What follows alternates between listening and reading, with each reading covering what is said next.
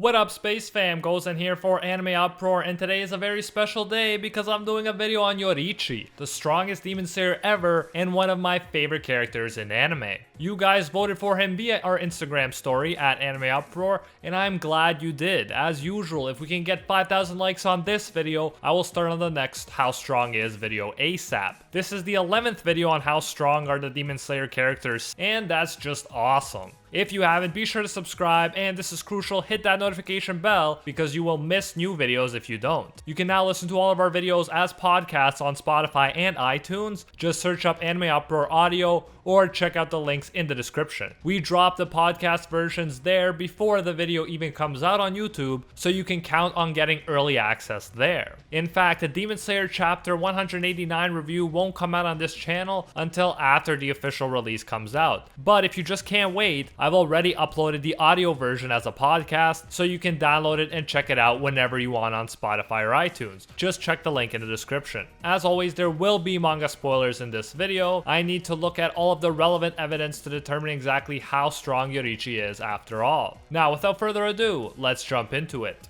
Even though Yoriichi was long gone by the time the series started, he continues to have a huge influence on the entire story and on present events. He actually got more attention than many living characters. The big bad villain of the series, Muzan, was almost killed by him, but then he realized how outmatched he was and ran away like a coward. Yoriichi also taught other demon slayers to use breathing techniques to defeat demons. Before him, they were practically useless against demons. And if not for Yoriichi, most of our current demon slayers wouldn't know how to use breathing techniques and would be much weaker as a result. He is considered to be the most talented and strongest demon slayer of all time, and Tanjiro, our protagonist, seems to be the successor of his Breath of the Sun style. Now I will go over his impressive accomplishments from birth to his death so we can see exactly how strong and special this man was. You know how Tanjiro developed a Demon Slayer mark and then everyone else started to develop them? Well, Yoriichi didn't even need to develop a Demon Slayer mark. He was born with it. It almost got him killed because his father found it disturbing. Yoriichi was the younger twin brother of Michikatsu Tsugikuni, the man who would go on to become Upper Moon 1 Kokushibo. Even though Yoriichi would go on to become so strong, people thought he was inferior to his older brother in the beginning.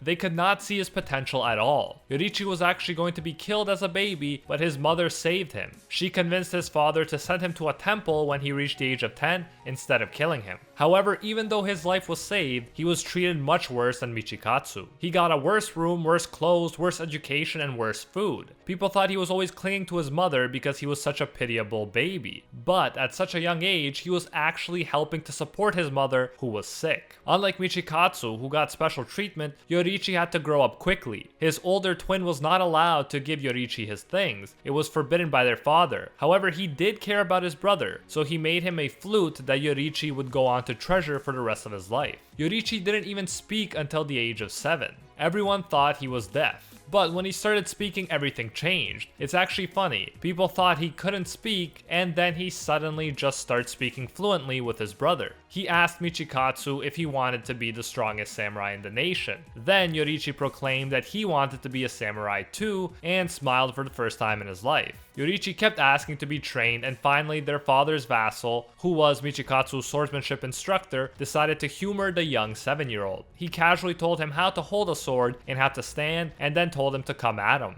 What happened next shocked everyone, including me. Yoriichi, who had never held a sword before, absolutely destroyed the sword expert. His face was expressionless, like Tanjiro's face in his non-self state. While his older twin had practiced and tried his hardest and had not been able to land a single blow on his instructor, Yoriichi landed 4 strikes on him in the blink of an eye and rendered the sword expert unconscious. The expert had fist-sized lumps all over his body from where Yoriichi hit him with a wooden sword. Let's just say it's a good thing he didn't give him a real sword. Then, instead of being motivated by how awesome he was, Yoriichi felt bad. He stopped wanting to be a samurai because of how bad hurting someone felt. His twin, though, wanted to find out why Yoriichi was so strong. So he questioned him, and that's when we found out that Yoriichi already had access to the see-through world at 7 years old. Something that even our protagonist didn't have access to until the age of 15. Despite the fact that Yoriichi's twin always wanted to master the way of the sword and be the best, he could never measure up to Yoriichi, who would rather play board games or fly kites. Even though Michikatsu was talented in his own right and tried his best, his rate of growth was as slow as a turtle compared to Yoriichi's skill. That gives even more weight to just how talented Yoriichi was. Because of his newfound sword skills, their father was about to switch the roles of the twins. Yoriichi was about to become the heir. However, after their mother died, Yoriichi left, and so Michikatsu got to keep his privileged position. Michikatsu developed a huge inferiority complex, especially after he found out that not only was Yoriichi not clinging to his mother out of fear of the world, but he was actually supporting her through her illness. In his weakest moments, Michikatsu wished that Yoriichi would die because his existence defied the laws of nature and made him feel completely inadequate. During his travels, Yoriichi met a girl named Uta. They fell in love and got married. One day, Yoriichi left to get a midwife for his pregnant wife.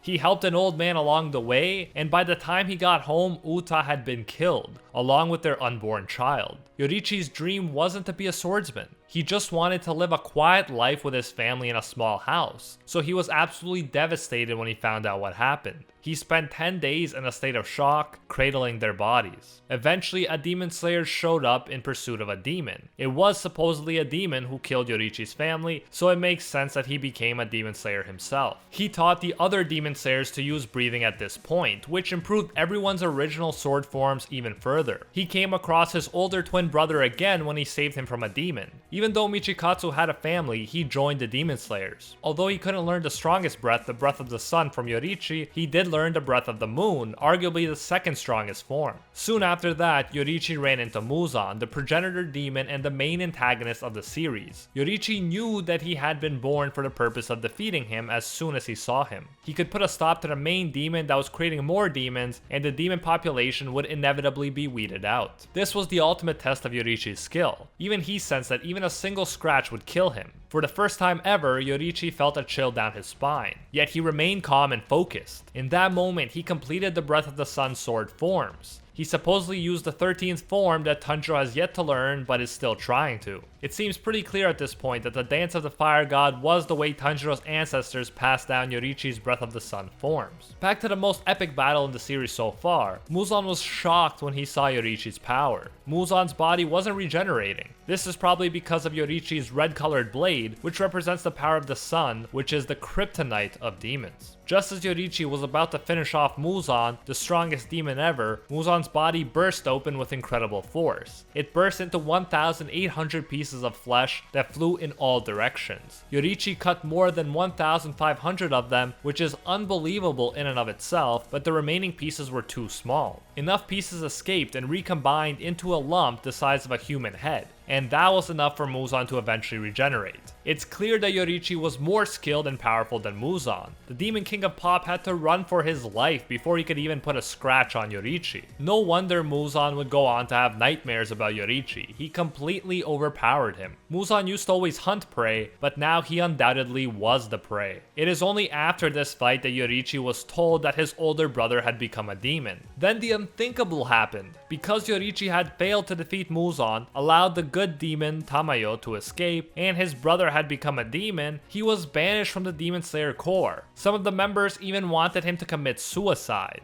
Can you imagine how irrational these guys were being? The strongest Demon Slayer and the only chance they had at beating Muzan was right in front of them. He taught them to use breathing so they could actually hope to defeat some demons, and yet they kicked him out and even wanted him to kill himself. What insanity. Yoriichi felt that he was born with special strength in order to defeat Muzan, and it pained him that he failed to do that. It also pained him that his own brother, the closest person he had on the planet, turned into a demon. Later, as an old man, over 80 years old, Yoriichi ran into Kokushibo, the demon who used to be his brother. Even though he had the Demon Slayer mark and was not supposed to make it past 25, he did. Again, he was the exception to the rule. You might think that even Yoriichi would be slowed down by age, but he wasn't. His presence alone made Kokushibo feel like he was being weighed down by rocks. Even though he was an old man, Kokushibo saw no opening in his stance. Yoriichi came at Kokushibo and sliced his neck before Kokushibo could even draw his sword, but the cut was not deep.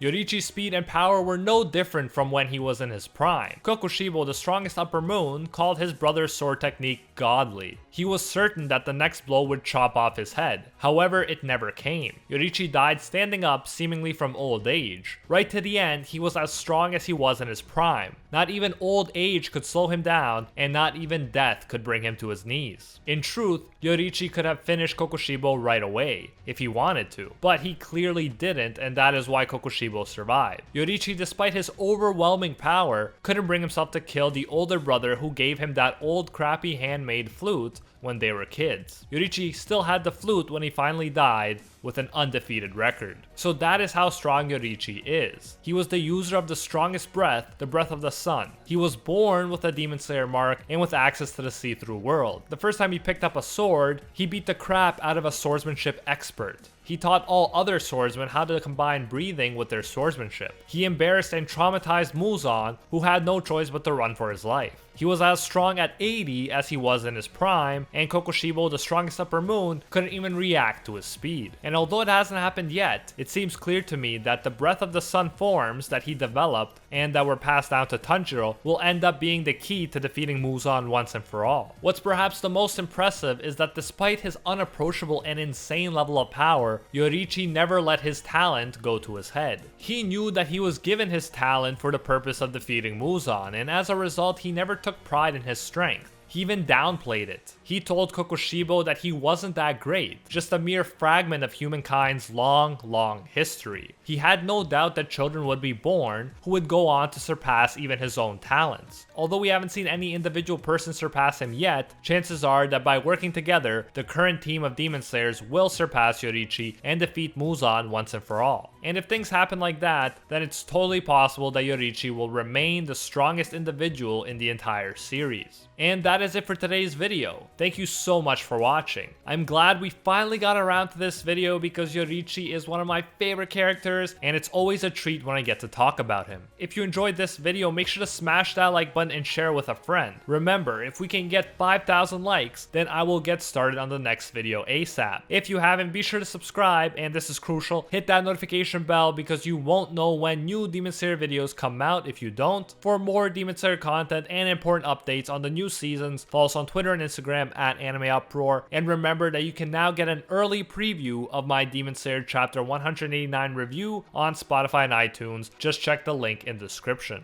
A special thank you goes out to our patrons over on Patreon who help us survive YouTube issues and who help make videos like this one possible. I especially want to thank our Pro Hero tier patrons, the one and only Gilgamesh, Nothing But a Fan, Jason Wilson, King Zeldris, $50 Beat, Anatoly Kazatsky, Alpha Dio, Angel Cruz, and Team Sparky65. And are the 1-tier patrons, the ones who stand atop all clans: Steven Ingrata, Alola Natem, Matty Mac 239, Makoto Kun, The World, Steelers, Tyson Quirino, and the school bus. Thank you all so much. If you enjoy our work, you can support more of it by going over to patreon.com/AnimeUproar and becoming a patron today for as little as $1. If you do so, you'll get your name featured in future videos alongside these amazing people right here, and you'll even get access to our private patron-only Discord where we talk about anime, life, and of course, dank memes. So check out patreon.com/AnimeUproar, link in the description if you're interested. You can also now join the YouTube channel and support more content that way if you prefer. Whichever way you choose to support us,